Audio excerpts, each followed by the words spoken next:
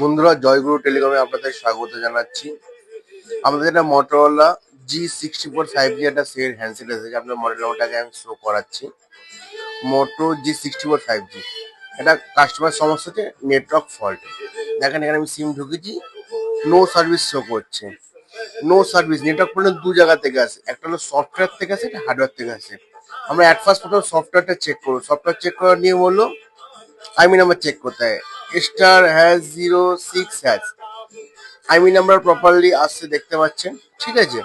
তাহলে আমাদের এটা সফটওয়্যার পারফেক্ট, আমাদের হার্ডওয়্যার ফল্ট আছে।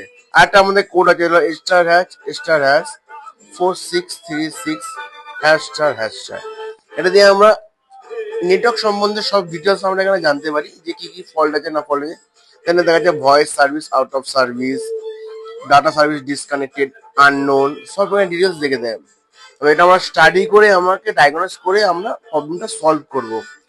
সলভ করার এই ভিডিওটা নেক্সট ভিডিও আপনাদেরকে আমি আপডেট দেবো যে কি করে আমি সলভ করলাম।